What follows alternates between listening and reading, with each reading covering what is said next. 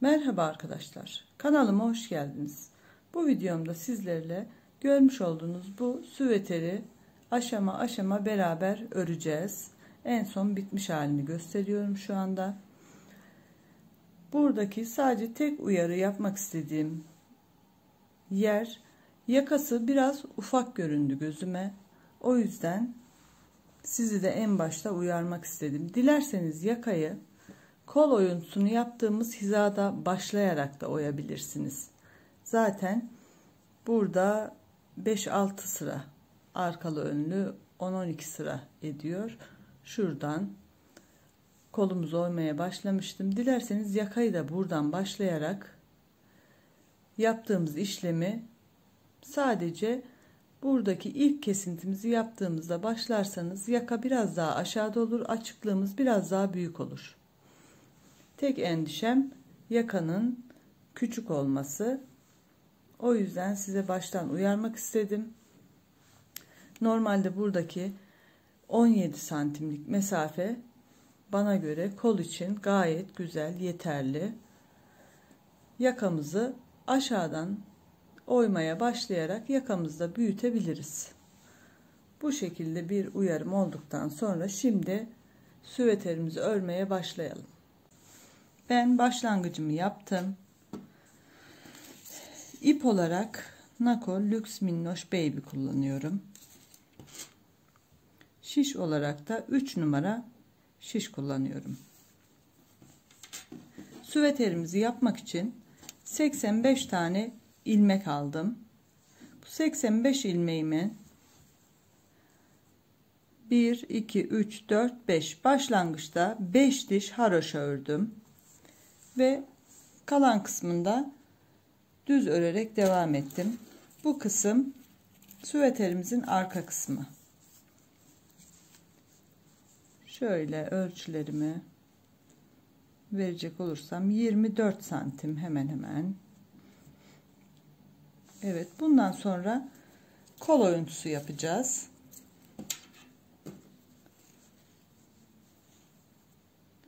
Şimdi kol oyuntumuz için arka ile önü aynı yapmıyoruz.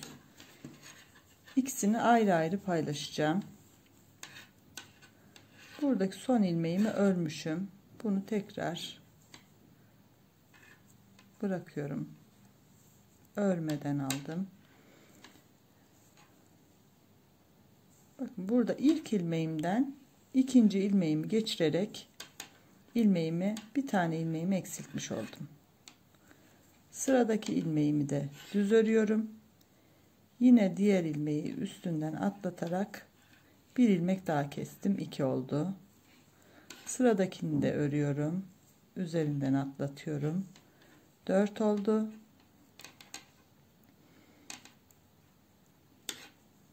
Üç oldu, pardon.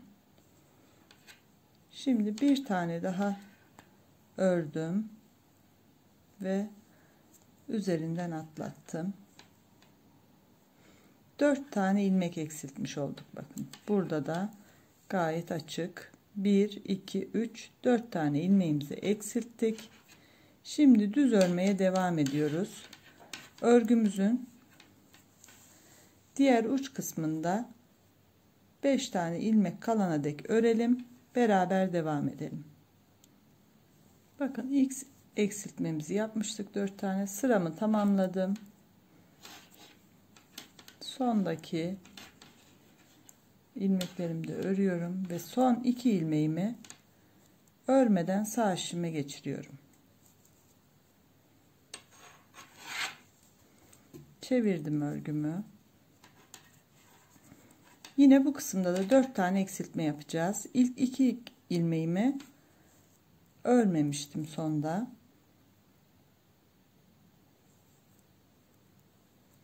Bu 2 ilmeği beraber alıyorum. Sıradaki ilmeğimi ters örüyorum. Burada bir tane eksiltmiştik. Şimdi yine üzerinden atlatıyorum ilmeğimin. İkinci eksiltmemizi yaptık. Bir ilmek ters örüyorum ve diğerini üzerinden atlatıyorum. Üçüncü eksiltmem. Bir ilmeği ters örüyorum. Sıradakini üzerinden atlatıyorum. ve dördüncü eksiltmemizi yaptık. Yine örgümüzün arka tarafında olduğumuz için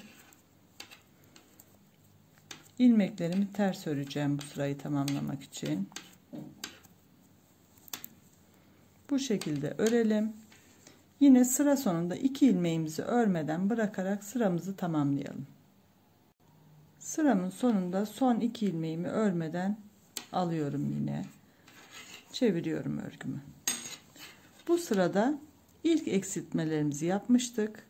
Sağ tarafta ilk eksiltmemiz 4 ilmek ve devamında ilmeklerimizi örerek dönüşte yine sol tarafta da 4 ilmeğimizi eksilttik. Şimdi ikinci eksiltmemizi yapıyoruz. Bu 2 ilmeğimizi şöyle yönlerini çeviriyorum ve ikisini beraber alıyorum. Sıradaki ilmeğimi örüyorum. İlk ilmeğimi üzerinden atlatıyorum. İkinci eksiltmemizi yapmış olduk. Bir ilmek daha örüyorum. İlk ilmeğimi üzerinden atlatıyorum ve 3 eksiltme yaptık. Önce 4, şimdi 3 eksiltmemizi yaptık. Şimdi yine ilmeklerimizi düz örerek sıra sonuna gelelim ve son 2 ilmeğimizi örmeden sıramızı tamamlayalım. Son 2 ilmeğimi örmeden yine örgümün sol tarafına geldim. İlk 4 ilmeğimizi kesmiştik. Şimdi 2 ilmeği beraber örüyorum. 1 ilmek eksilttik. 1 ilmek örüyorum. Önceki ilmeğimi üzerinden atlatıyorum. İkinci ilmeğimizi eksilttik. 1 ilmek örüyorum. Yine ilk ilmeğimi üzerinden atlatıyorum ve 3 ilmek eksiltmiş olduk. Burada da önce 4 sonra 3, diğer tarafta yaptığımız gibi. Şimdi örgümüzün arka tarafında olduğumuz için ilmeklerimizi ters olarak örüyoruz. Bütün ilmeklerimizi ters olarak örelim. Sıra sonunda yine 2 tane ilmeğimizi örmeden sıramızı tamamlayalım. Örgümün ön tarafına geldim. 4, 3 eksiltme yaptık. Toplamda 7. Şimdi yine son 2 ilmeğimi örmemiştim. İlmeklerimi çeviriyorum ve ikisini beraber öreceğim.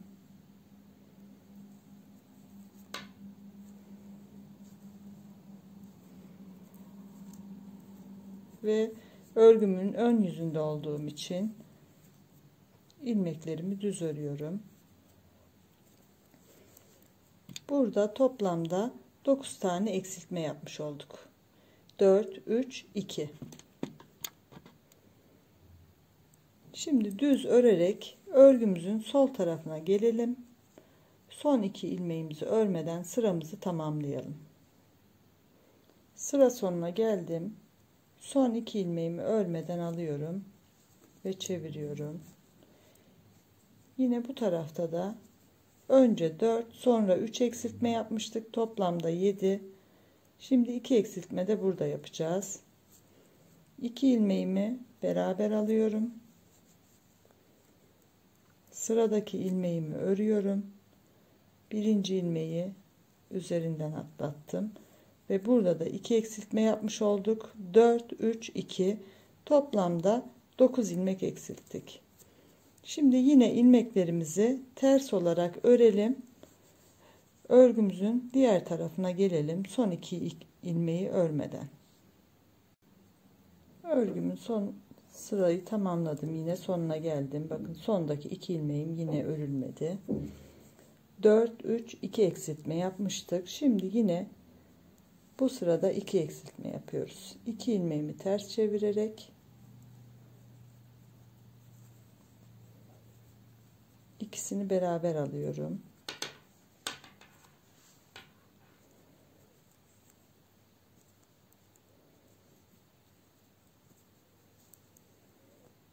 Sıradaki ilmeğimi örüyorum ve ilk ilmeği üzerinden atlatarak ikinci eksiltmemi yaptım. Ve kalan ilmeklerimi yine düz olarak öreceğim. Sıra sonuna kadar örelim. Son 2 ilmeğimizi örmeden sıramızı tamamlayalım. Sıramı tamamlayarak sol tarafa geldim. Yine hatırlatıyorum, 4 3 2 olarak eksiltmiştik. Şimdi burada da 2 tane eksilteceğiz. Diğer tarafta yaptığımız gibi ilk 2 ilmeğimi beraber örüyorum. Birinci eksiltmemi yaptım. Diğer ilmeğimi örüyorum. Birinci ilmeğimi üzerinden atlatıyorum ve ikinci eksiltmemi yapmış oluyorum. Burada da toplamda 4 3 7 2 daha 9 2 daha 11 eksiltme yapmış olduk. Diğer tarafta olduğu gibi. Şimdi ilmeklerimi tekrar ters örerek örgümün diğer tarafına geleceğim ve buradan devam edeceğiz. Sıramı tamamlayarak örgümün ön yüzündeyim yine. Şimdi burada yine son 2 ilmeğimi örmedim. Son eksiltmemizi yapıyoruz. 2 ilmeğimizi beraber alacağım. Ve bir tane eksiltme yapmış olacağım. Diğer ilmeklerimi düz örerek sıramı tamamlayacağım. Yine sol tarafa doğru. Yine sol koltuk altında da bir tane eksiltmemiz kaldı. 4 3 2 2 1. Toplamda 12 tane eksiltme yaptık. Buradaki eksiltmemizi tamamladık. Şimdi sol tarafa gelelim ve buradaki eksiltmemizi de tamamlayalım. Sıramı tamamlayarak sol tarafa geldim. Sol tarafta da yine son 2 ilmeğimi beraber örüyorum ve bir tane eksiltmemi yapmış oldum. Burada da yine 4 3 2 2 1. Toplamda 4 3 daha 7 2 daha 9 11 ve 12. 12 tane eksiltmemizi tamamlamış olduk. Şimdi bu sıramızı örerek diğer tarafa gelelim. Sıramı tamamlayarak ön tarafa geldim. Şimdi bakın, koltuk altı oyuntumuzu her iki tarafta da eşit şekilde oluşturduk. Bu süveterimizin arka kısmıydı. Süveterimin arka kısmını tamamladım. Koltuk oyuntusundan sonra toplamda 17 santim. Buradan yüksekliği 17 santim olarak ördüm. Bakın, kademeli olarak ilmeklerimi bıraktım. Açık olarak dikeceğimi söylemiştim. Bu kısmı yaptım ama şimdi ilmekleri tekrar zaten birkaç sıra sökerek geri takacağım ve beraber yapacağız. Bu şekilde görmenizi istediğim için yaptım. Bakın, enseyi biraz oymuş oluyoruz. Kademeli olarak ilmeklerinizi kapatabilirsiniz de, böyle açık dikmek istemezseniz. Ama bu şekilde diktiğiniz zaman tamamen pürüzsüz, arkayla önü beraber örmüş gibi daha güzel bir görüntü olduğu için ben bu şekilde yapıyorum. Ve şimdi ilmeklerimi eski haline getireceğim ve omuzu beraber yapacağız. Şimdi omuz kesimini göstereceğim. Omuz kesimini kademeli olarak yapıyoruz.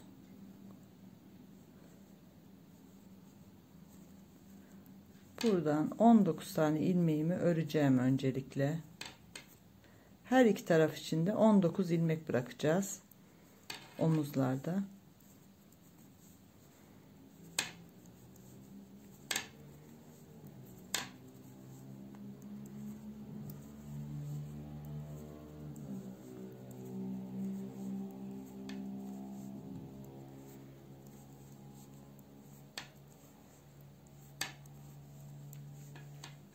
Sayalım. 2 4 6 8 10 12 14 16 18 ilmeğimiz olmuş. 19'uncuyu da örüyoruz ve dönüyoruz.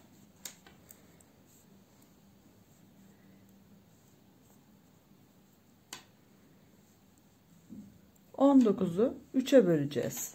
18'i 3'e böldüğümüz zaman 6 olur. 6 6 bir tane fazlayı sonda bırakalım.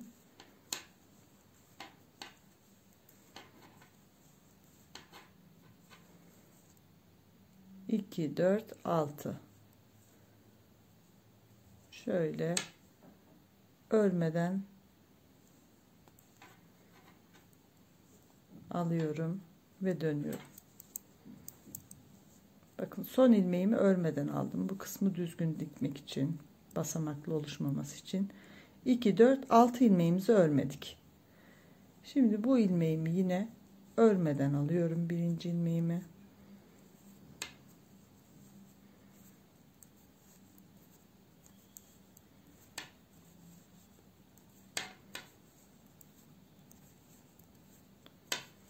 Burada da toplam 13 ilmeğimiz kaldı.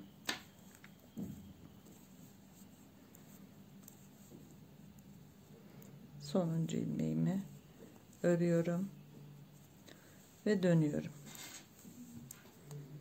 3 basamakta kapatacağımız ilk ilmeğimi örmeden alıyorum. 2, 3, 4, 5, 6 ve bir fazlayı da buraya örüyorum. 19 3'e tam bölünmediği için 2, 4, 6, 2, 4, 6 olacak. Son ilmeğimi örmeden alacağım. Şöyle ipimi geçiriyorum.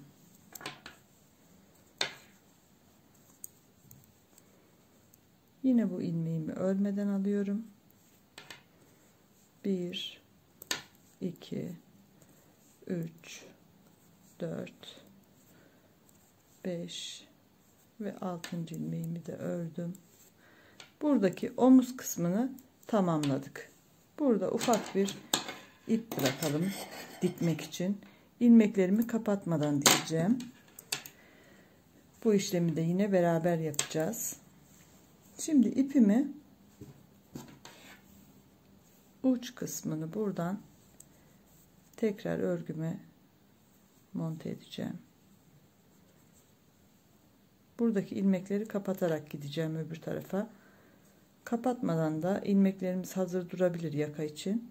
Ama ben hazır yaka gibi yapmak istediğim için her tarafın aynı durmasını istiyorum. O yüzden bu şekilde yapacağım.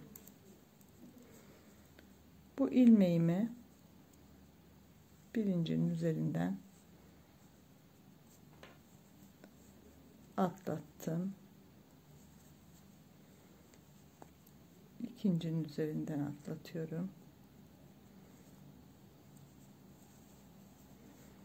Bu şekilde ilmeklerimizi kapatacağız. Arada kaç ilmeğimiz kalmıştı? 24 ya da 23 ilmeğimiz kalmış olması gerekir. Şimdi ben sayarak size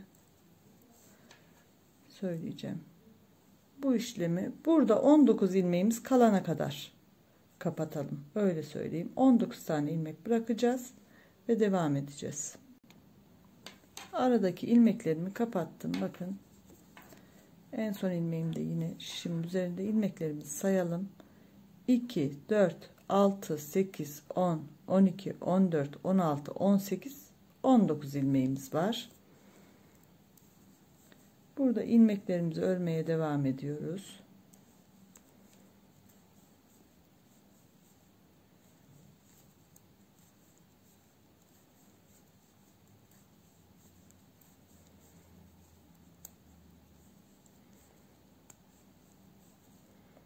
İki, 4, 6 ilmeğimi ayıracağım.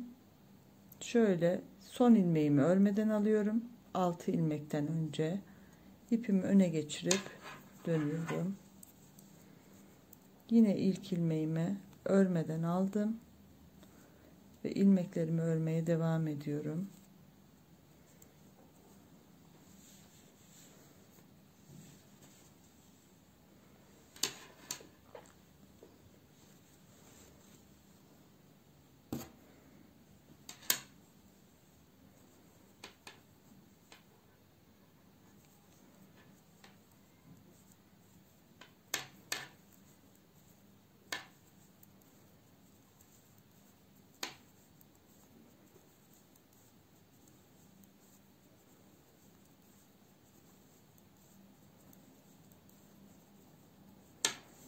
Bu şekilde ördük. Dönüyoruz tekrar. Pardon. İlk ilmeğimi örmeden alıyorum. 2 3 4 5 6 ve 7. ilmeğimi örmeden alarak burada yine 2 4 6 ilmek burada, 2 4 6 ilmek burada. Kademeli dönüşümüzü yapıyoruz. Yine ilk ilmeğimi örmedim burada. 1 2 3 4 5 ve 6. Omuz kesimlerini de bitirmiş olduk. Dediğim gibi ben omuzları dikerek birleştireceğim için bu şekilde ilmekleri kapatmadan bırakıyorum. Siz dilerseniz yaptığım tekniği beğenmezseniz ilmekleri kapatarak dikebilirsiniz de. Ama emin olun, diktiğim zaman göreceksiniz, çok güzel. Sanki arkayla önü beraber örmüşçesine duruyor. O yüzden ben bu tekniği kullanacağım. Arkamızı bitirdik. Şimdi süveterimizin ön kısmına geçiyoruz. Süveterimin arka kısmını tamamladık. İlmeklerimizi kapatmadan dikeceğim için burada ilmek tutuculara taktım. Bunu bir ip de geçirebilirsiniz ya da çatal iğneye de takabilirsiniz. Şimdi ön kısmı için de yine 85 ilmek alarak koltuk için ilmeklerimizi keseceğimiz yere kadar geldim.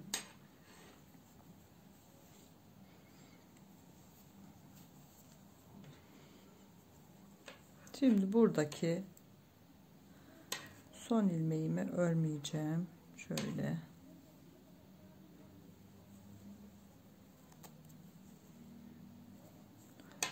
Burada eksiltmelere başlıyoruz. İlk ilmeğimin içinden ikinci ilmeği geçirerek bir tane eksiltmemi yapıyorum. İkinci ilmeğimi de ördüm. Yine ilk ilmeğimi üzerinden atlatıyorum. İkinci eksiltmem.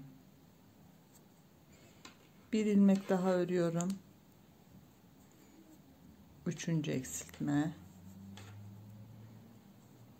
Bir ilmek daha örüyorum. Dördüncü eksiltme ve bir ilmek daha örüyorum. Beşinci eksiltmemi yapıyorum.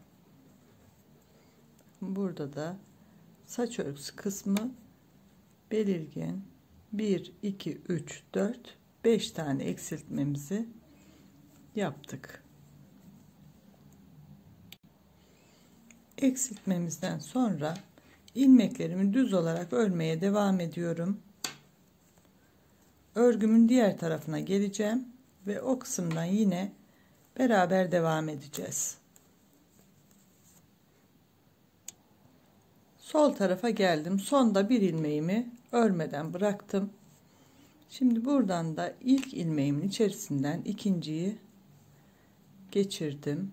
Bir tane eksiltmemi yaptım. İkinci ilmeğimi örüyorum. Yine ilk ilmeği üzerinden atlatıyorum. İkinci eksiltme. Üçüncünün üzerinden atlatıyorum.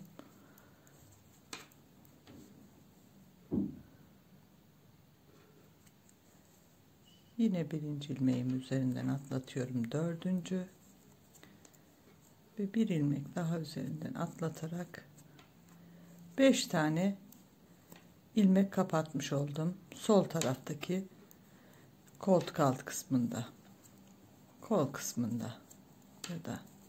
Şimdi ilmeklerimi yine herhangi bir model uygulamadığım için ben ters örerek sağ tarafa geliyorum ve oradan devam ediyoruz.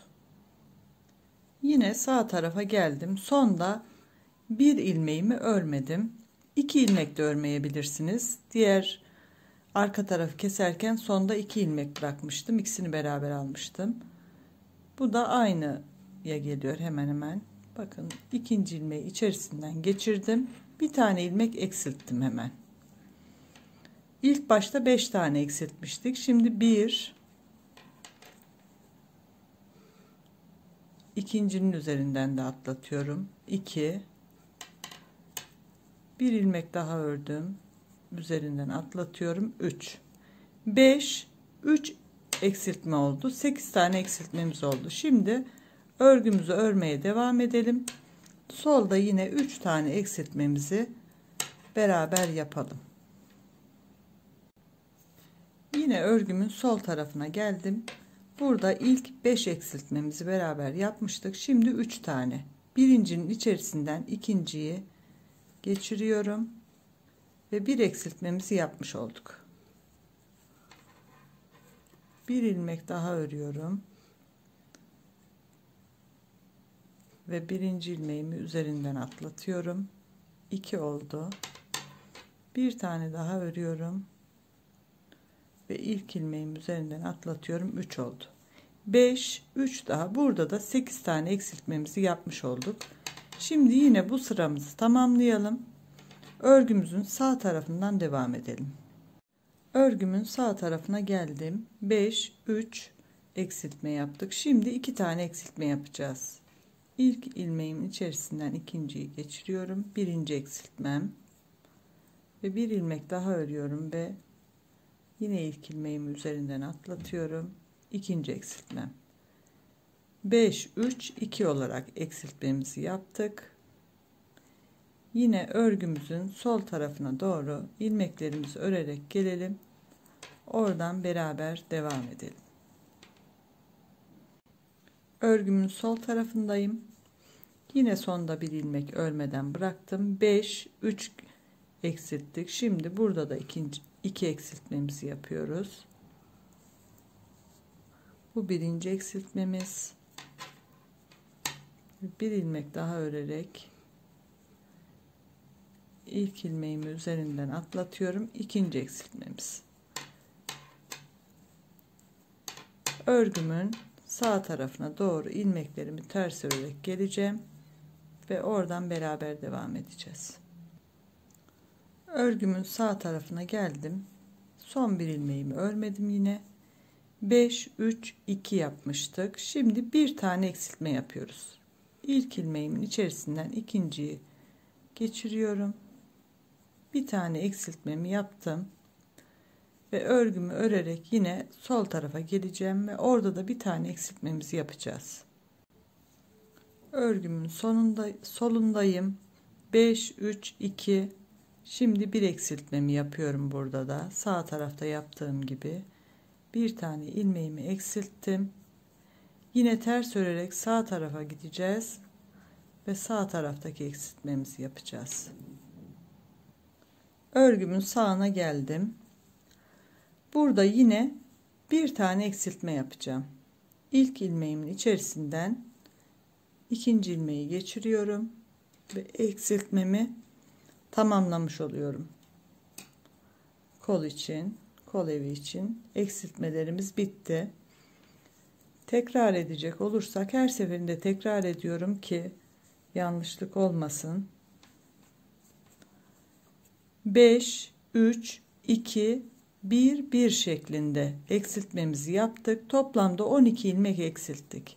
Arka tarafta da 12 tane eksiltmiştik fakat başlangıç sayımız, eksiltme sayılarımız biraz farklıydı. Şimdi 5, 3 daha 8, 2 daha 10, 2 tane de bir eksilttik. 12 eksiltmemizi yaptık. Sonda bir tane örmeden bırakarak üstünden atlatarak yaptığımız eksiltmelerimiz buradaki bu güzel ovalliği sağlıyor. Basamak basamak olmamasını engelliyor. Bu şekilde yine örgümüzü örelim. Sol tarafta da son bir eksiltmemizi beraber yaparak devam edelim. Sol tarafa geldim ve burada da yine 5, 3, 2, 1 ve ikinci birimizi eksiltiyoruz. Burada da 12 tane ilmeğimizi eksiltmiş olduk. Şimdi bu sırayı yine ters olarak örelim. Diğer ön yüzümüze geldiğimiz zaman V yaka yapacağımız için V yakamızı ayarlamaya geldi. Diğer sırada devam edeceğiz beraber. Şimdi ön sıraya gelerek tam ortaya kadar ördüm. Bakın her iki tarafta da 30'ar tane ilmeğimiz kalacak. 2, 4, 6, 8, 10, 12, 14, 16, 18, 20, 22, 24, 26, 28, 30. 31. ilmeğimiz böyle bir tane küçük işaretleyici ya da çatal iğneyi takabilirsiniz ya da küçük bir geçirip bağlayabilirsiniz. Ortalamış olduk şimdi. 30 tane ilmeğimiz var. Şimdi ben yaka oyuntusunu, bu bir tane ortadaki olan ilmeğimiz, her gidişlerde şimdi arkada döndüğümüzde bir tane eksilteceğim. Ön yüzden düz öreceğiz. Arkaya geçerken eksiltme yapacağım sağ tarafta. 9 tane eksiltmemi yapacağım. Daha sonra 3 sıra öreceğim. 4. sırada bir eksiltme daha. 5 sıra öreceğim. Bir eksiltme daha yapacağım ve toplam 11 tane eksiltme yapmış olacağım bir tarafta. Bu tarafta da aynı şekilde çalışacağız. Şimdi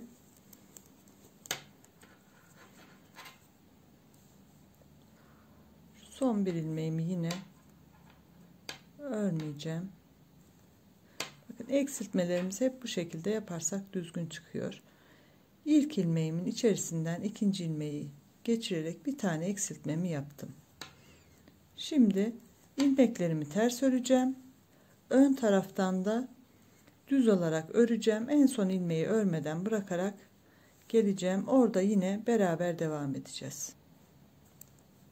Sıramı arkadan önden örerek geldim. Son bir ilmeğimi örmeden. Bakın birinci eksiltmemize bir tane işaretleyici taktım. Sayma gereği duymayalım en azından. Şimdi bir eksiltme daha yapıyorum.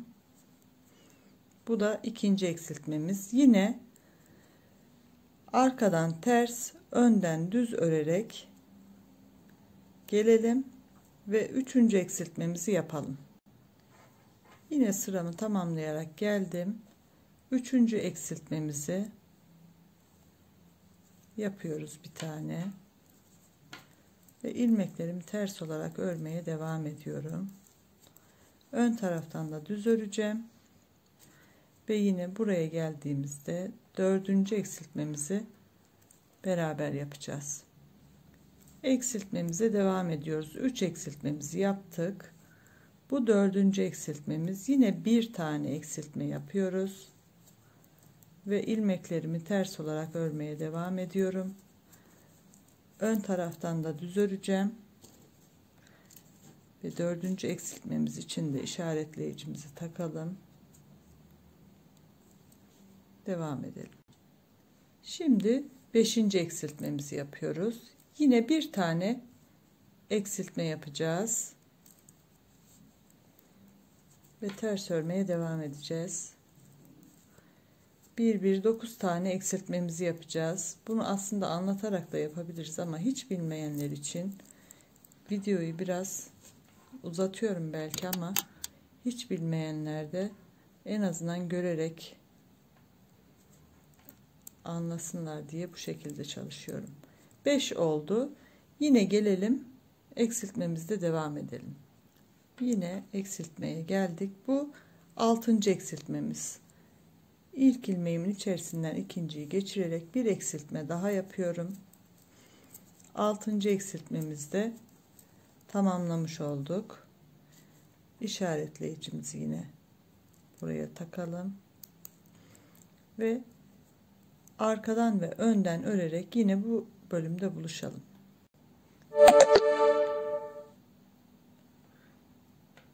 Şimdi 7. eksiltmemizi yapıyoruz. Yine ilk ilmeğimin içerisinden ikinciyi geçiriyorum.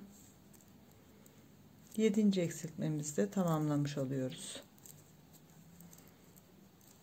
Buraya yine bir işaretleyici takalım. arkadan ve önden örerek yine bu kısma gelelim. Şimdi 8. eksiltmemizi yapıyoruz. Yine ilk ilmeğin içerisinden diğerini geçiriyorum ve 8. eksiltmemi tamamlamış oluyorum. İşaretleyicimizi takalım yine ve arkadan önden örerek bu kısımda buluşalım. Şimdi 9. eksiltmemizi yapıyoruz. Yine ilk ilmeğin içerisinden ikinciyi geçiriyorum ve ters örmeye devam ediyorum.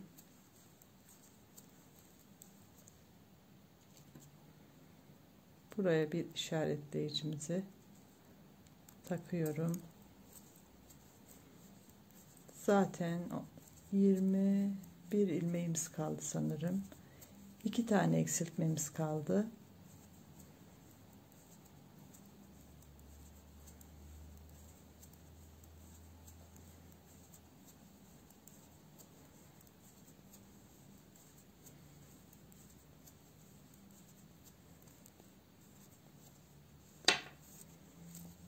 Döndüm. Bu kısımda bir karışıklık olmaması için beraber örmeye devam ediyorum.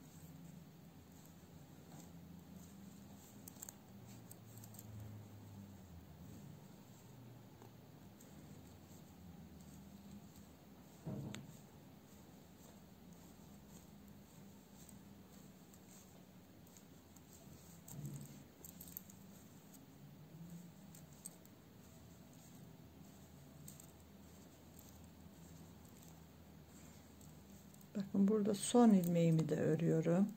Çünkü eksiltme yapmayacağım. Bir sıra ara veriyoruz. Yine son ilmeğimi örmeden alıyorum. Örmeye devam ediyorum.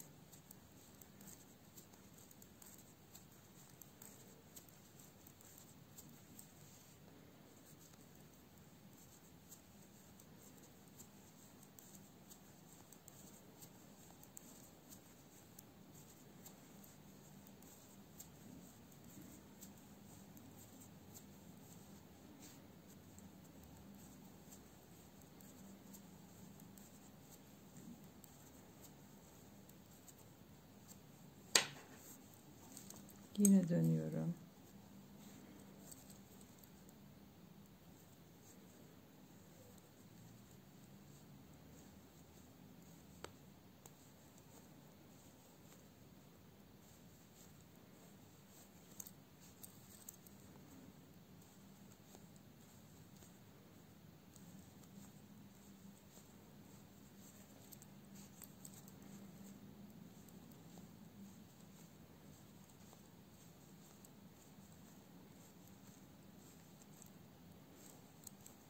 Bakın son ilmeğimi örmeden alıyorum. Çünkü burada bir eksiltmemizi yapacağız şimdi. Bakın şuradaki ortadaki ilmeğimiz 1, 2, 3, 4, 5, 6, 7, 8, 9 tane. Her sırada bir eksilttik. Şimdi 3 sıra arada 3 mil çıktık. Evet. Bir tane eksiltmemizi yapıyoruz.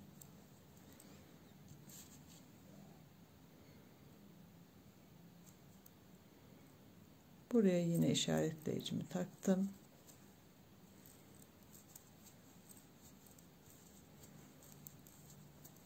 Ve örmeye devam ediyorum.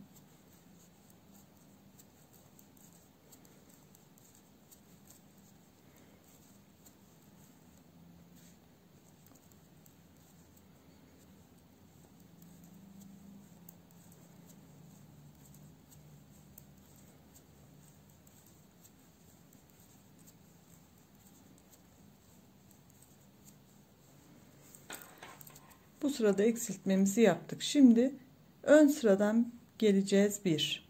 Buradan gideceğiz 2. Ön sıradan geleceğiz 3. Arkadan gideceğiz 4. Ön sıradan geleceğiz 5. Ve 6. sırada bir tane daha eksiltme yapacağız. Yani 5 mil daha çıkalım.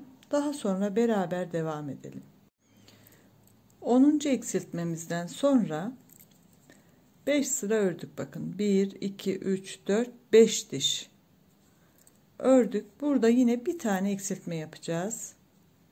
Yine birinci ilmeğimin içerisinden ikinci ilmeğimi geçiriyorum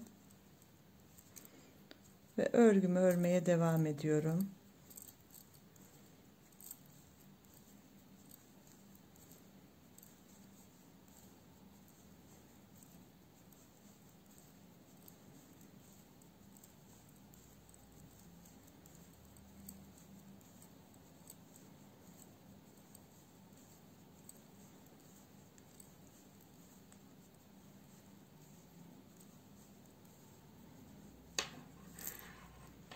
Şimdi buradan ne kadar daha öreceğiz? Buradan sonrasında hiç eksiltme yok.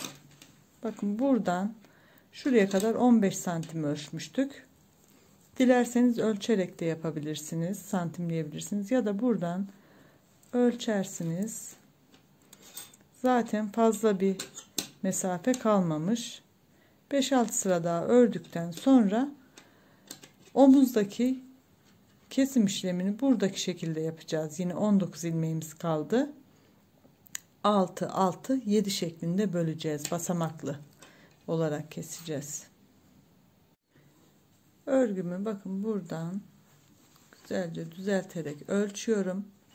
Kesim yerine geldim. Şuradaki yüksekliği yapacağız şimdi. Arkada yapmış olduğumuz gibi 2 4 6 8 10 12 14 16 18 19 ilmeğimiz var. 3'e bölüyoruz.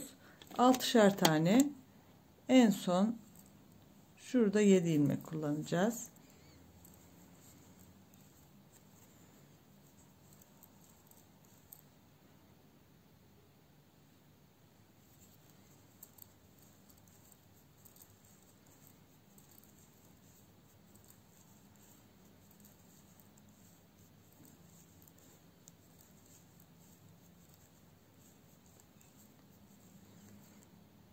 İki, 4, 6 ilmek, 2 tane daha.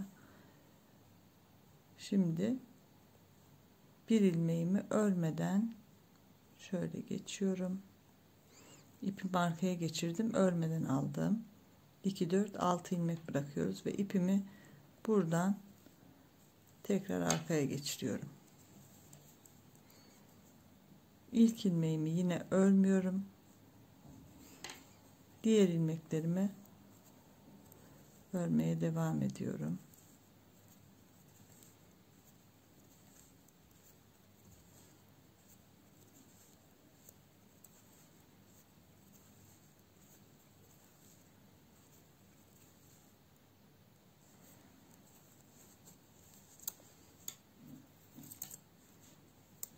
Tekrar şöyle çeviriyorum.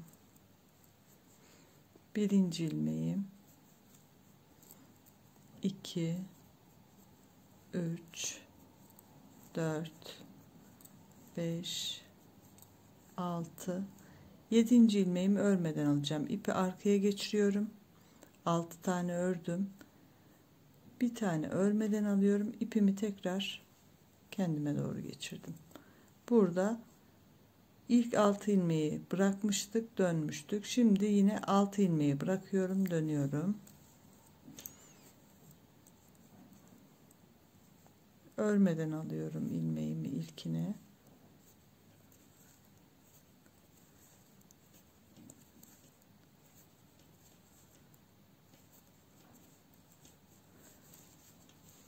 Ve bakın süveterimizin tek tarafını, önün bitirmiş olduk. Şuraya denk gelen ilmeklerimiz, bakın burada ipimizi bitmek için bırakmışız. Bu tarafta uzun bırakmamıza gerek yok.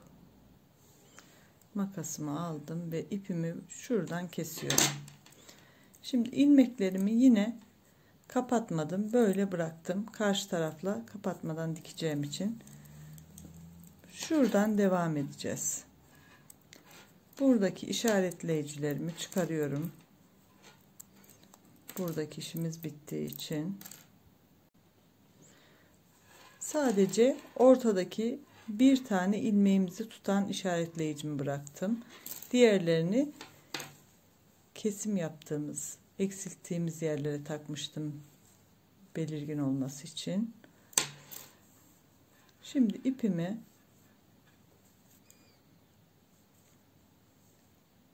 şuradan dipten geçiriyorum.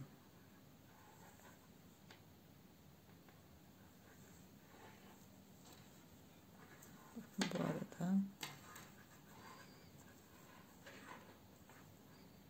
bir düğümle sıkılaştıralım.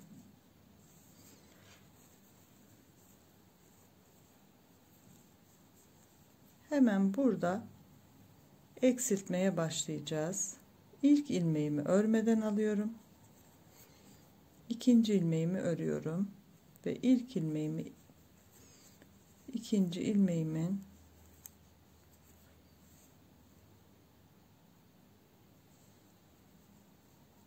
şöyle yerlerini değiştirdim sanırım.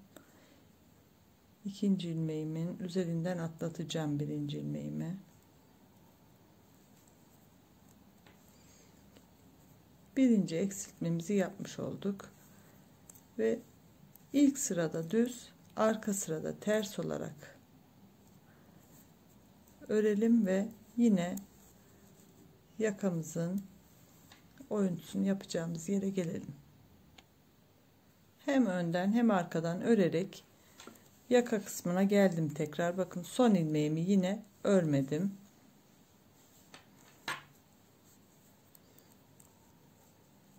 Birinci eksiltmemize işaretleyicimizi taktım.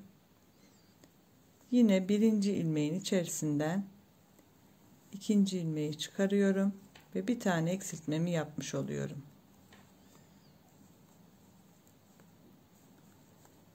Tekrar ilmeklerimizi düz, arka sırada ters olarak öreceğiz. Sıra sonuna geleceğiz. Yaka kısmına gelince beraber üçüncü eksiltmemizi yapacağız. Son ilmeğimi örmeden yine geldim yaka kısmına. Birincinin içerisinden ikinci ilmeğimi çıkarıyorum. Üçüncü eksiltmemi yapmış oluyorum. Şimdi sola doğru eksiltmelerimizi yapıyoruz. Ve yine üçüncü eksiltmeme de bir işaretleyici takıyorum. Kaç tane eksilttiğimizi yanılmamak için. Yine düz örelim. Arkadan ters örelim ve bu kısma gelelim. Yine yakaya geldim. Şimdi ilk ilmeğin içerisinden ikinci ilmeğimi geçirerek dördüncü eksiltmemi yapıyorum. Ve örmeye devam ediyorum. Tekrar yakama gelene kadar. Yine sıramın sonuna geldim. Son ilmeğimi örmeden. 5. eksiltmemize geldik. İlk ilmeğimin içerisinden ikinci ilmeğimi çıkarıyorum. Yöntem hep aynı. 5. eksiltmemizi yapıyoruz. Peş peşe 9 tane eksiltme yapacağız. Bu 5.'ydi. 6. da devam edeceğiz. Yine sıra sonundayım. Son ilmeğimi örmeden aldım. 5 eksiltme yapmıştık. Şimdi 6. eksiltmemizi yapıyoruz. İlk ilmeğin içerisinden ikinciyi geçirerek ya da ikinci ilmeğin üzerinden birinci ilmeğimize bırakarak da diyebiliriz. Eksiltmemizi yaptık. Yine önde düz, arkada ters örerek eksiltmelerimizi yaptığımız bu kısma gelelim. Yine sıramı tamamladım. 7. eksiltmemizi yapacağız. Birinciyi ikinci ilmeğimizin üzerinden atlatıyoruz ve 7. eksiltmemizde yapmış oluyoruz. Buraya tekrar bir işaretleyici takıyorum. Düz örüyoruz, arkadan ters örüyoruz ve yine buraya geliyoruz. Yine sıramı tamamladım. 8. eksiltmemizi yapıyoruz. Yine ilk ilmeğimizi ikincinin üzerinden bırakıyoruz ve ilmeklerimizi örmeye devam ediyoruz.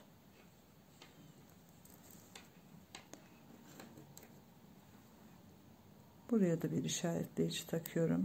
Sol taraf sağ tarafın aynısı aslında ama hiç bilmeyenler şaşırmasın diye tekrardan gösterme gereği duydum. Çünkü bazı videolarımda böyle istekleri almıştım. Şimdi bu şekilde örelim. Arkadan da ters örelim. Yine yaka kısmına gelelim. Yakamıza geldik. 9. eksiltmemi yapıyorum. Buraya hemen bir işaretleyici takalım.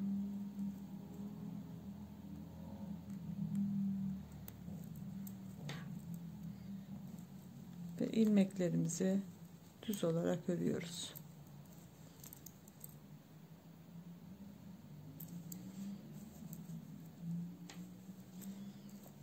Bu kısmı atlamadan öreceğim birkaç sırayı.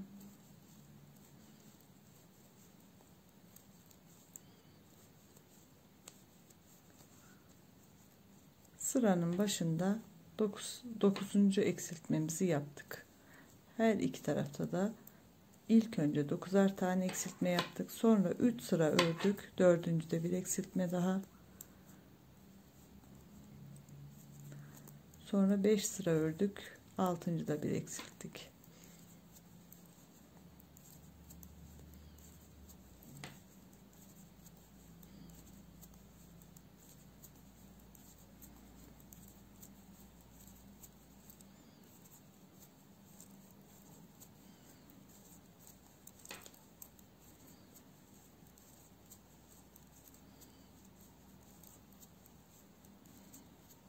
Bakın burada son ilmeğimi örüyorum.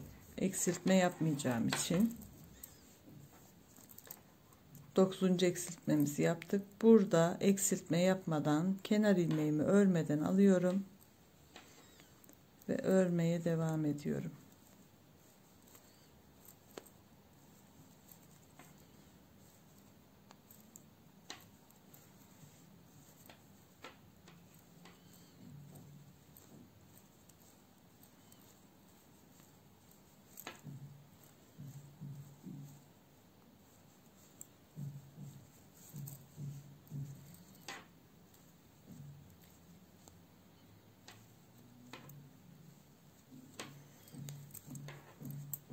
Geçiyoruz arka tarafa.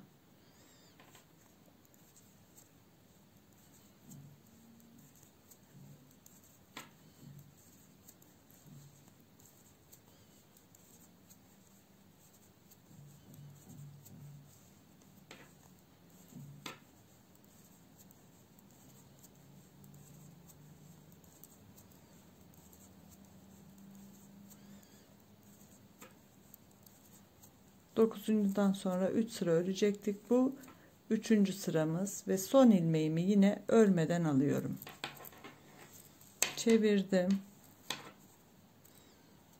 Burada bir eksiltme yapıyoruz. İlk ilmeğimizin içerisinden ikinciyi geçirerek 10. eksiltmemizi yaptık.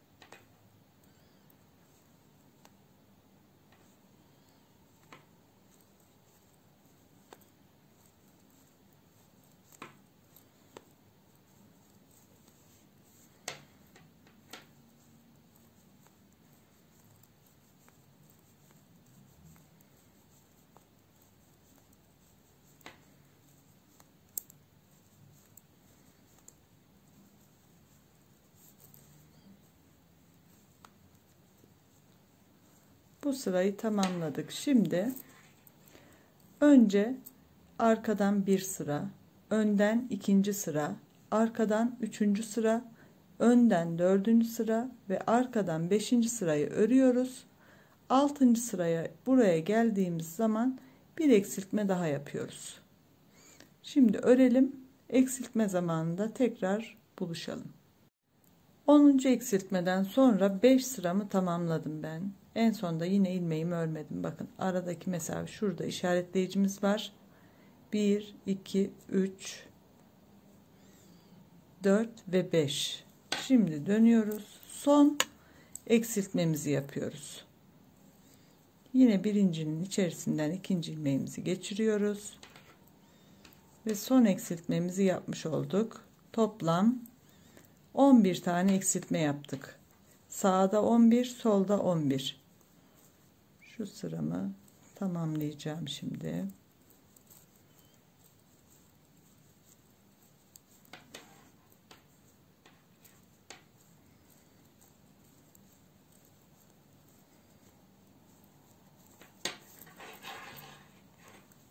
Diğer şişimizi alalım, daha rahat görünsün V yakamızın kesimi.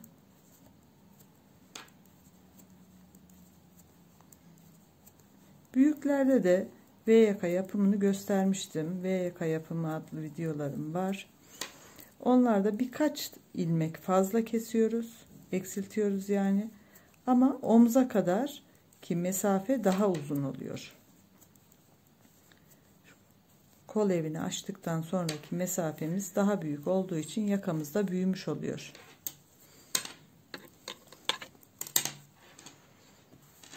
Bakın şöyle gösterecek olursak V yakamızı hazırladık. Şimdi burada şuradaki mesafeyi öreceğiz. Tekrar omuz kesiminde beraber devam edeceğiz. Orada da zaten çok fazla örmemiştik. Ölçmüştüm. Yine ölçelim kaç sıra ördüğümüzü. Omuz hizasına gelelim ve tekrar beraber devam edelim.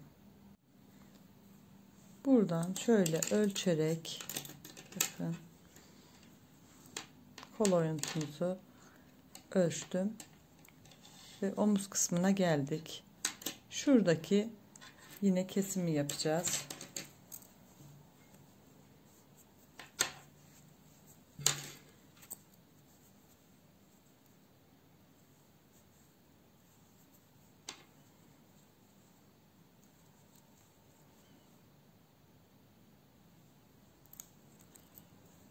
...19 tane ilmeğimiz vardı. 6, 6, 7 şeklinde 3'e bölüyoruz.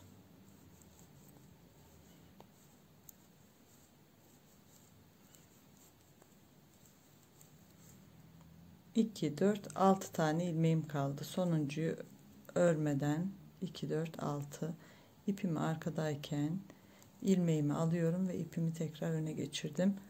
Bu geçirdiğimiz ilmeklerimizi dikerken şu ilmekle beraber kullanacağız ipimizi. Oradaki delikli açık görüntü oluşmasın diye. Bakın bu ilmeğimi tekrar örmeden alıyorum. Ve kalan ilmeklerimizi örmeye devam ediyoruz.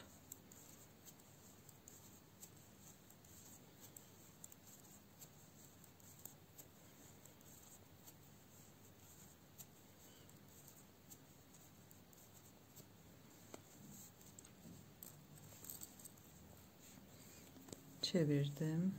Kenar ilmeğimi örmeden alıyorum. 2, 3, 4,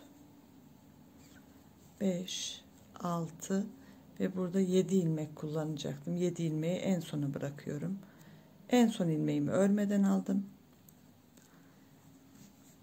Burada yine bakın önce 6 bırakmıştık. Şimdi de 6 bırakıyoruz.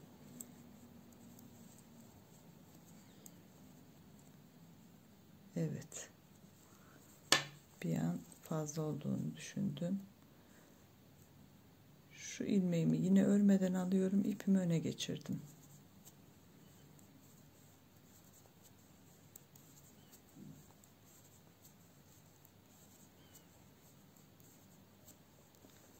Ve omzumuzu yine bitirdik. Şöyle tuttuğumuz zaman karşı tarafımızda dikmek için ipimiz var. Ama sanırım biraz kısa kesmişim. Buradan biraz uzun bir parça keseceğim. Dikerken tekrar ip bağlamayalım. Bu şekilde ön ve arka parçamızı bitirdik. Şimdi omuz dikimine geçiyoruz. Süveterimizin tek bir omzunu diktim. Bakın kol içinde lastiğini ördüm ilmeklerimi çıkararak. Buradaki haroşa lastiği kullanmamın sebebi altta da haroşa kullanmıştım. Şimdi buradaki Dikiş tekniğini size de göstermek istiyorum. Tek tarafı o yüzden açık bıraktım. Burada şu ipimizi bağlayacağız daha sonra. Uzun olan ipimi iğneme geçirdim. Bu tarafta uzun ipim vardı. İlk ilmeğimden kendime doğru geçiriyorum ve bu ilmeği bırakıyorum. Baştaki ilmek olduğu için bir defa kullanıyoruz. Normalde bütün ilmeklerimizi 2 defa kullanacağız. Bu ilmeklerimi ben şişten şişe geçirirken şeklini değiştirmişim, yönünü. Normalde bu şekilde arkaya doğru iğnemi batıyorum ve şuradaki ipimizi iyice sıkılaştırıyoruz ve bu son kullandığım ilmeği çıkarmıyorum. Tekrar kullanacağım için. Bakın düz ilmeğimin içerisinden burada birinciden karşıya doğru çıkarıyorum iğnemi. Kenar olduğu için bu ilmeğimi de bırakıyorum. Diğer ilmeğimden kendime doğru geçiriyorum. Ve bu ilmeği bırakmıyorum tekrar kullanacağım için. Şimdi karşıdan yine kendime doğru bu ilmekten ikinci defa geçirdiğim için ilmeği bırakıyorum.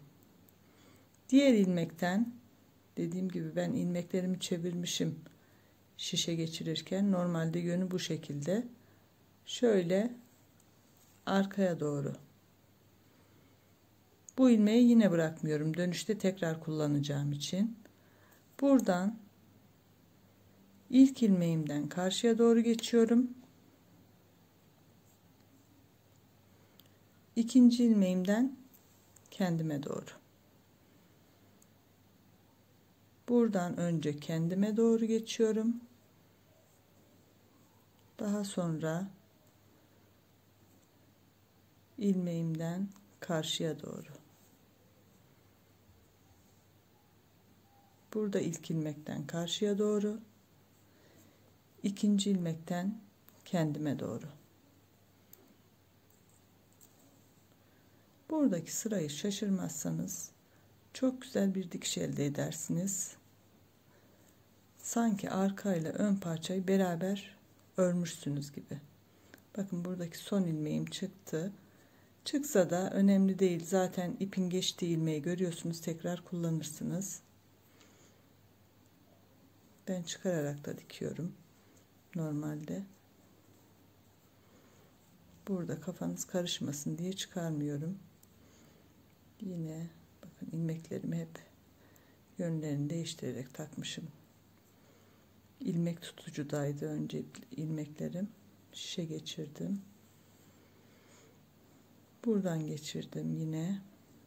Karşıdan önce kendime doğru bu ilmeğimizi artık bırakabiliriz. Daha sonra karşıya doğru. Buradaki ilk ilmeğimden önce şöyle düzeltiyorum ilmeğimi. Önce karşıya doğru birinci ilmekten, ikinci ilmekten kendime doğru geçiyorum. Buradan önce kendime doğru geçeceğim. Ama sanırım evet. Burayı göstermek için beraber dikmiştim. Bakın bu ilmeğimizi kullanırken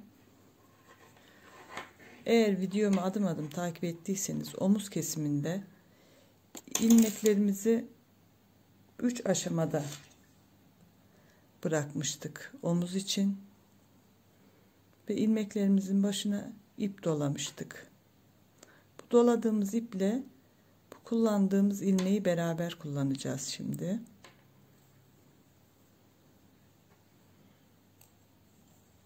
Burada da yine aynı şekilde bakın.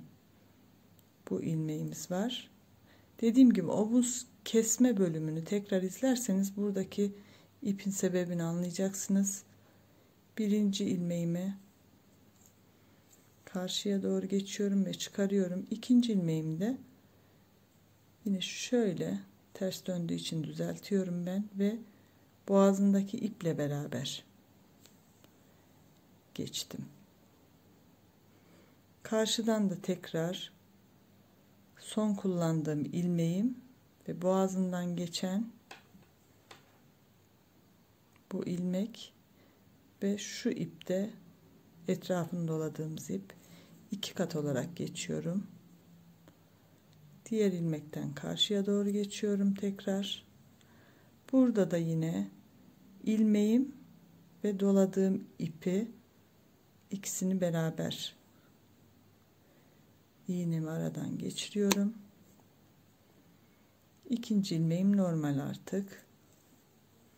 Bu şekilde. Bakın bir tane de burada var. Bu ilmeğimizi de aynı buradaki yaptığımız şekilde yapacağız. Şimdi size gösterirken ilmeklerimi sıkılaştırmadım. Dikişimizin nasıl göründüğünü anlayamayacaksınız. O yüzden şöyle yapıyorum. Bakın ilmeklerimizin tek tek sıkılaşmasını sağlıyorum. Normalde siz dikerken yavaş yavaş düzgünce diktiğinizde bu işlemi yapmanıza gerek kalmayacak. Ben aradaki boşluğun biraz fazla olarak ayrıntıların net görünmesi için bu şekilde gevşek bıraktım.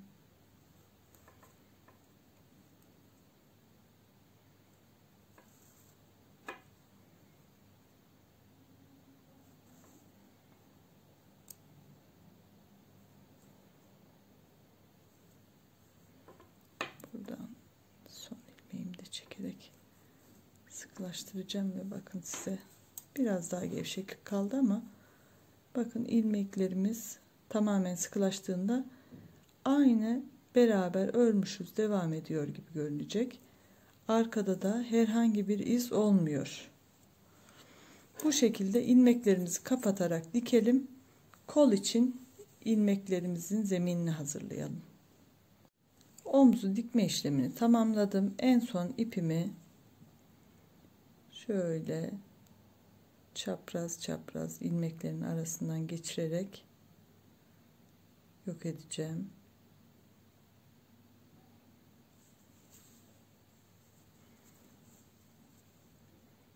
Buradan tekrar karşı tarafa dönüyorum.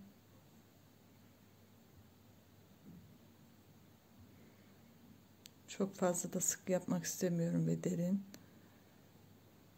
Ön tarafa çıkmasını istemeyiz ipimizin. Ve kenardan böyle sıkılaştırma için düğüm atıyorum. Bir tane daha yapalım. Ve ipimizi buradan keselim.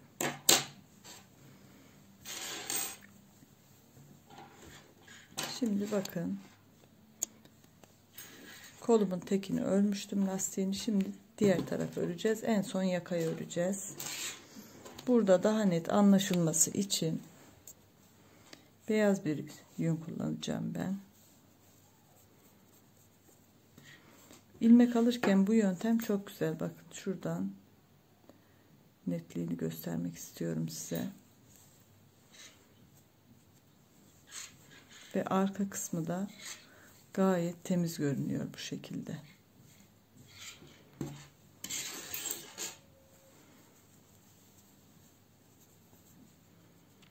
Buradan başlıyorum. En kenardaki ilmeğimizi baz alacağız. Şimdi beyaz ipimle ilmeklerimiz için zemini hazırlayacağız. Ben farklı renk kullanıyorum. Siz daha net anlayasınız diye. Normalde kendi rengini kullanacaksanız. Tığımın üzerine ilmeğimi bu şekilde aldım. Kenardaki ilmeğimin en tepesindeki saç örgüsü kısmından batıyorum. İlmeğimi ilk ilmeğin içerisinden de geçiriyorum. Ve sırasıyla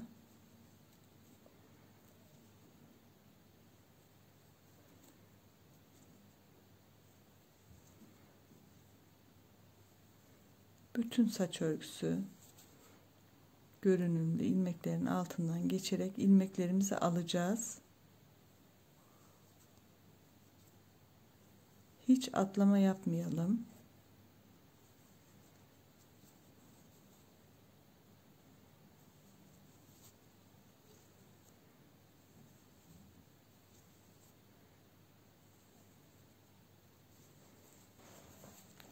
Bu şekilde ilmeğimizi alarak kol oyuntumuzdaki son kısma kadar tamamlayacağız. Bu mesafeyi ilmeklerimizi alacağız. Daha sonra nasıl yapacağız ilmeğimizi?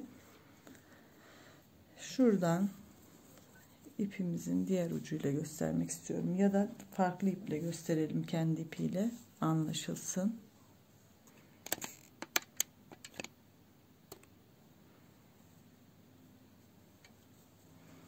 Bakın burada şimdi zincir gibi görünen kısımdan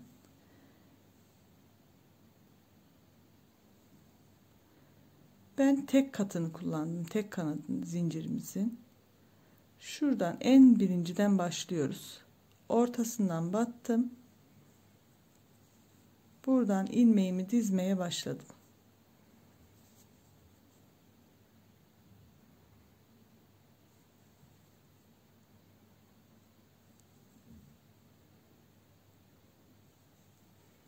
Bu şekilde şişimizin üzerine dizeceğiz tabii ki. Ben böyle daha kolay çıktığı için çıkararak şişe geçiriyorum daha sonra. Bu şekilde. Karşı tarafta da aynı şekilde aldım. Bakın düz bir çizgi var. Burada da aynı beyazla görünüyor. Fakat siz bu çizginin görünmesini istemezseniz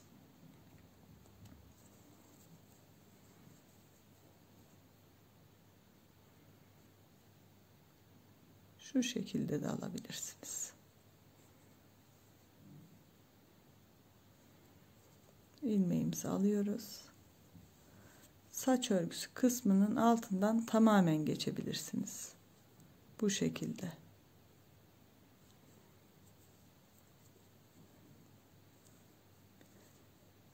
Videolarımın arasında bir mont örmüştüm. Video 4-5 videosu var. Onda da fermuar evinin örülüşünü yaparken bu şekilde ilmek almıştım.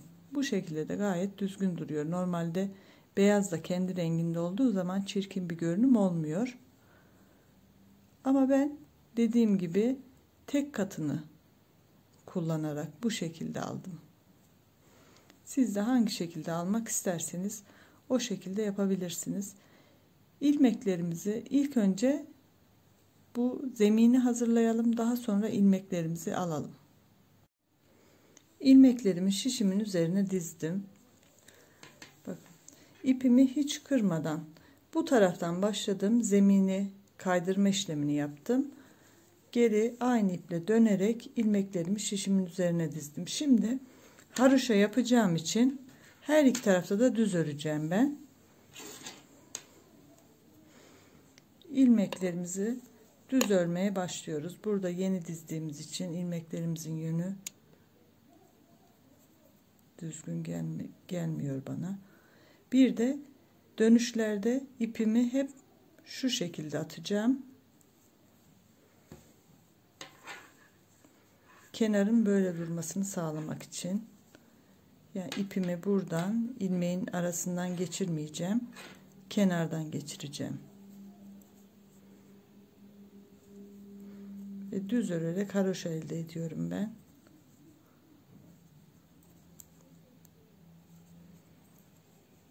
Bu şekilde öreceğim. Toplamda 1 2 3 4 5 diş haroşa örüyoruz. En son kapatma şeklinde beraber devam edeceğiz. Kol lastiğimizde 5 sıra haroşayı tamamladım. 1 2 3 4 5. Şimdi ilmek kapatma göstereceğim. Bakın kenarlarının bu şekilde olmasını istiyorum, dikince düzgün görünmesi için. Yine ipimi kenardan geçiriyorum. İlk ilmeğimi örmeden alıyorum ve ipimi öne aldım. Burada ikinci ilmeği örüyorum. Birinciyi ikincinin üzerinden atlatıyorum. Sıradakini örüyorum. Ve yine arkadaki ilmeği atlatıyorum üzerinde.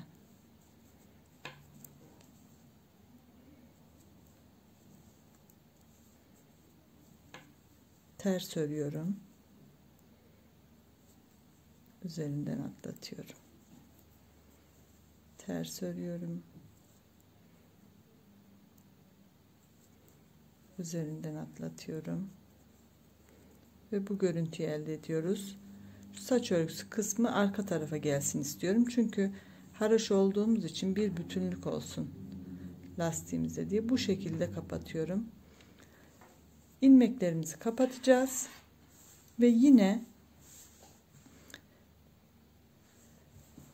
kolumuz için kaydırma tekniğiyle ilmeklerimizi nasıl almıştık? Yakadan da aynı şekilde alacağız. Yine beyaz ipimi aldım elime size tekrar göstermek için. Bakın yakamızın herhangi bir yerinden başlayacağız. Dönerek öreceğim yakayı. Şuradan saç örgüsü kısmından geçiriyorum. İpime önce bir ilmek alıyorum. Bu ilmeği buradan geçiriyorum. Tekrar sıradaki saç örgüsünün altından geçiyorum. İlmeğimi kaydırdım. Hiç ilmek atlamadan sırasıyla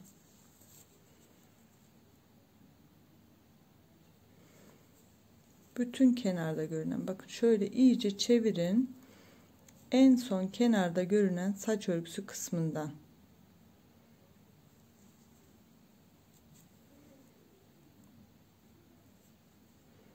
aradaki ilmeğimize kaydırmayalım. Zeminimizi düzgün olsun. Şöyle iyice çevirdiğimiz zaman zaten bakın kenarda belirginleşiyor.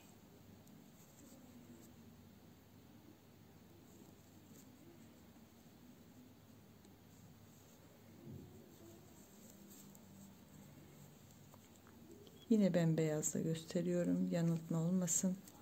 Sadece sizin daha net görmeniz için.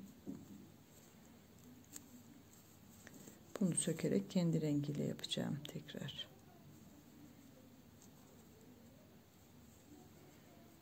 Bu şekilde yine yakamızın etrafını tamamen, bakın buradan başladık. Dolaşacağız, geleceğiz ve başladığımız yere kadar bu zincir ilmek, zincir kaydırma ya da yapacağız. Daha sonra ilmeklerimizi taktıktan sonra beraber devam edeceğiz. Süveterimin kol için lastiklerini ördüm. Bakın. Her iki tarafı da tamamladım. Kenar dikişlerimizi de yaptım. Bakın kenardaki dikişlerimiz gayet düzgün oldu.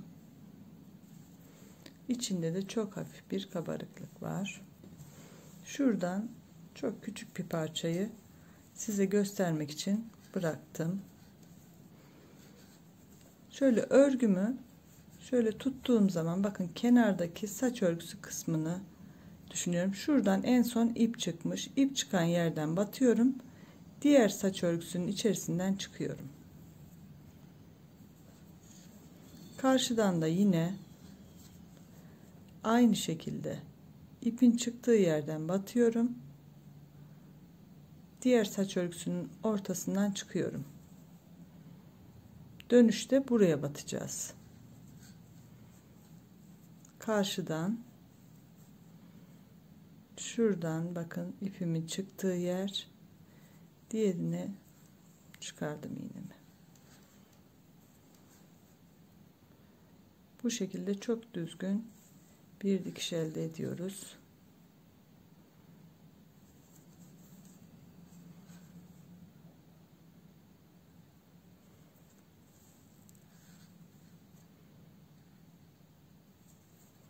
Örgülerimizin güzelliğini böyle güzel düzgün dikişlerle taçlandıralım.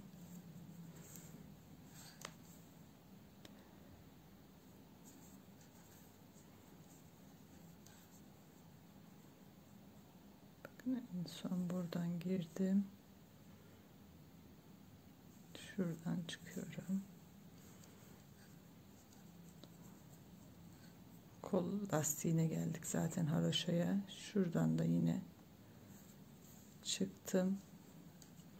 Şimdi bakın, şuradaki ilmek aldığımız kısım var.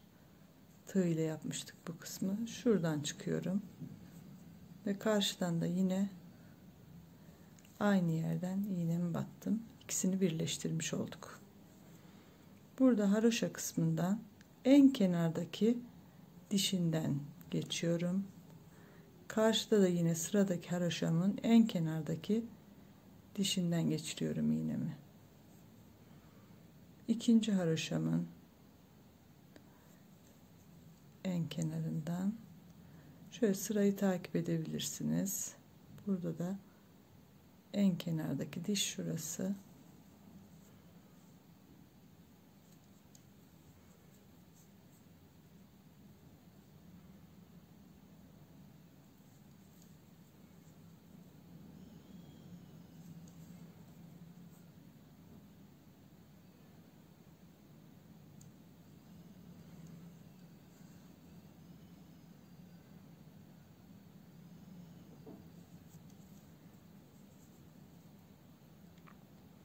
Hiç acele etmeyelim. Zaten örgümüzün sonuna geldik. En azından dikişlerimizle tamamen güzelleştirelim örgümüzü.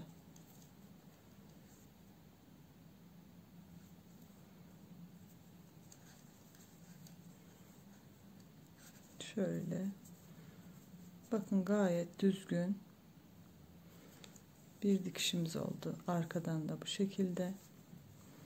Şurada lastiğimden kalan ip parçası var. İkisini bir düğümle sıkılaştırıyorum önce.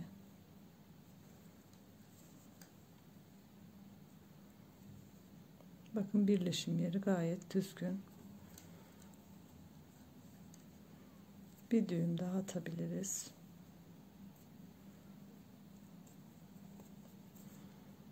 Ve bu iki ipi birleştirerek beraber iğnemize takalım.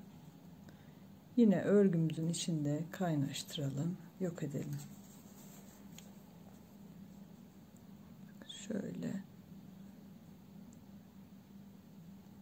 bir sağdan bir soldan dişleri alıyorum. Aynı sıradan gitmiyorum.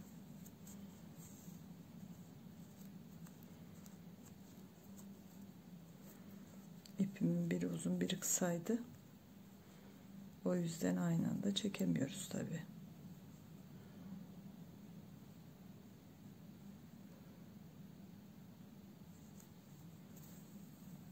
Böyle.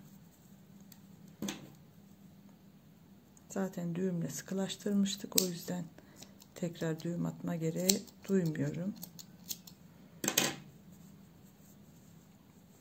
Şu ipimizi de aynı şekilde iğneyle çekerek temizleyelim bu kısmı ve dikişlerimizi de tamamlamış olduk. Yakamız için ben ilmeklerimi önce tığ ile kenar kollarda yaptığım gibi yaptım. Sonra ilmeklerimi çıkardım. Bakın, en son ipim burada. Misinalı şiş de kullanabilirsiniz. Böyle 5 şiş, çorap şişi de kullanabilirsiniz. En son ilmeğimi buradan aldım. İlk ilmeğimi aldığım yerden bir ilmek daha alıyorum. Yakayı dönerek öreceğim için bu ilmeğimi aldım, sol şişime geçiriyorum ve bu ilmeğin içerisinden geçerek ikinci ilmeğimi sağ şişime aldım, diğer ilmeği bıraktım ve bakın, ipi çekerek sıkılaştırdım. Burada kilitleme işlemi yaptım, dönerek öreceğim için, basamak oluşmaması için. Burada yine lastiğimizde haroşa kullandığım için ilk sıramı ters örüyorum. Yakanın dipten açık görünmemesi için, düz örersem biraz açık görüneceğini düşündüğüm için. Buraya kadar, isterseniz buraya bir işaretleyici de takabilirsiniz. Ya da bakın, benim iğnemin üzerinde ip kalmıştı. Şuradan şöyle geçirelim.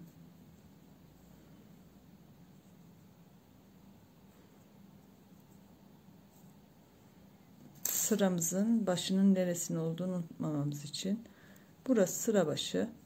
Dönerek öreceğiz şimdi. Tüm sıramı ters olarak öreceğim ve başlangıç noktasına geleceğim.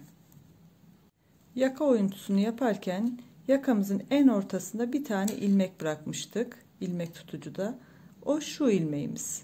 Her iki kenarından da birer ilmek alarak 3 ilmeği beraber ters olarak örüyorum. V yaka yaptığımız için burada her iki yönden de birer tane ilmek eksiltmiş oluyoruz. Ve yine kalan ilmeklerimi düz olarak örmeye devam ediyorum. Şuradaki başlangıç yerimize kadar. Sıra başlangıcına ip takmıştık. Buraya geldim bakın ters örerek. Şimdi örgümüzü hep dönerek ördüğümüz için tek yönlü. Bir sıra ters, bir sıra düz öreceğiz ki haroşa olsun. Bu yüzden de şimdi düz sırasına geçiyoruz. İpimi arkaya alıyorum. İlk ilmeğimi örmeden alıyorum. Buradaki basamak oluşmasını önlemek için, yakamızın düzgün çıkması için bir tane ilmeğimi örmeden aldım. Diğer ilmeğimi düz olarak örmeye başlıyorum. Bu şekilde yine dönerek düz öreceğiz, geleceğiz. Burada ters örmeye başlayacağız. Bir sıra düz, bir sıra ters öreceğiz. Yani bitiriş noktamız sırayı burası ve şurada yapmış olduğumuz gibi az önce bakın burada 3 ilmeği bir aldım. Düz ilmekte de 3 ilmeği bir alacağız. 3 tane ilmeğimizi düz olarak alacağız. Eksiltmemizi yine yapacağız bu sırada da. Ve sıramızı dilerseniz buraya gelince yine beraber yapalım. Daha sonra devam edelim. Düz ördüğüm sırada ilmeklerimi yine yakanın uç kısmına geldim. Bakın bu 3 ilmeği beraber aldığımız ilmek. Bir önceki sırada almıştık. Şimdi burada da 3 ilmeği ters alacağım.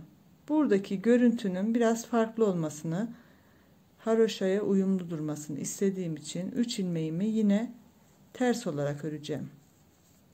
Düz ilmek sırasındayız ama bu 3 ilmeğimizi ters olarak örüyoruz. Yine diğer ilmeklerimiz düz olarak örmeye devam edeceğiz. Bakın lastiğimizin eni 1 2 3 4 5 diş haroşa. 5 diş haroşa olana kadar yakamızı örelim. Hep bu uç kısma geldiğimiz zaman yanındaki 2 ilmekle beraber üçünü ters olarak örelim. Düz sırada da olsak ters, ters sırada da olsak düz ters olarak örelim ve yakamızı bu şekilde tamamlayalım. İkinci ilmeklerimi ters ördüğüm ikinci sırayı da tamamladım. Bakın son 2 ilmeğim. Buradaki ayrıntıyı da tekrar belirtmek istiyorum. Şimdi düz sıramıza geçiyoruz. Bir ters bir düz öreceğiz demiştim. Tek yönlü ördüğümüz için, haroşayı elde etmek için.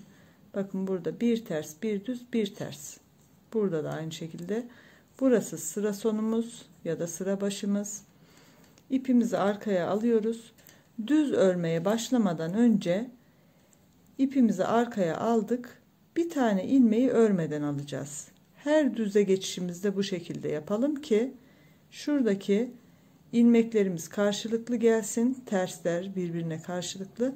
Böyle basamak oluşmasın, çirkin bir görüntü oluşmasın diye. Bu şekilde buradaki püf noktasında uygularsak güzel bir sonuç elde ederiz. İpimiz arkada olacak. Bir tane ilmeğimizi örmeden alacağız ve diğer ilmeklerimizden düz örmeye devam edeceğiz. Yine bu sıramızı tamamlayıp geldiğimiz zaman ipimizi öne alacağız. Ters örmeye devam edeceğiz. Bu işlemi sadece düze geçişlerde yapacağız. Bakın o işlemi yaptığımız için terslerimiz aynı sıradan devam ediyor. Aşağılı yukarılı durmuyor. Bu şekilde yaparak yakamızı da tamamlayalım ve süveterimizin son halini görerek videomuzu sonlandıralım. Süveterimin son hali bu şekilde. Başta da size göstermiştim. 1,5-2 yaşa uygun diye düşünüyorum. Yaşları çok tahmin edemiyorum çocukların büyük olduğu için ama 1,5-2 yaşa olur diye düşünüyorum. Umarım açık bir video olmuştur. Takıldığınız bir yer olursa yine yorumlarda yazarsanız yardımcı olmaya çalışırım. İzlediğiniz için çok teşekkür ediyorum. Videomu beğendiyseniz like atarak, kanalıma abone olarak bana destek olabilirsiniz. Hoşça kalın, sağlıklı kalın.